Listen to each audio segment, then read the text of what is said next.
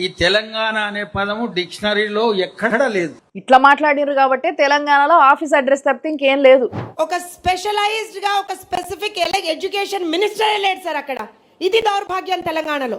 రాష్ట్రం విడిపోయి 12 ఏళ్ళు అయింది, ఇప్పటిదాకా ప్రాపర్ గా ఒక రాజధాని లేదు. ఇదేం దౌర్భాగ్యం అని అంటారా ఎవరైనా? మళ్ళా మీదికెళ్ళి 7 ఏళ్ళు టీడీపీ పరిపాలించింది. మీ పార్టీ అధ్యక్షుడు 9 ఏళ్ళు సీఎం అయితే ఇక్కడ హైటెక్ సిటీ కట్టేసిండు కదా.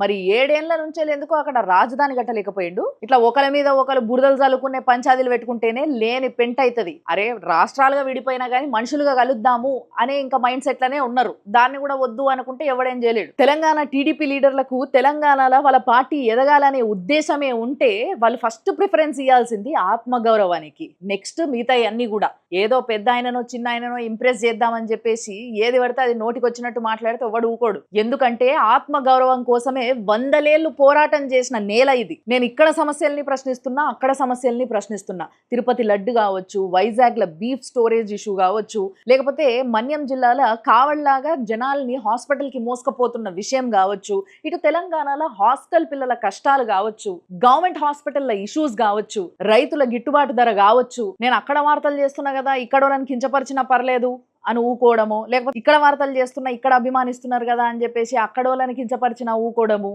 ఇలాంటి మెంటాలిటీ లేదు నాకు. ఎండ్ ఆఫ్ ది డే అందరం భరతమాత ముద్దు బిడ్డలం.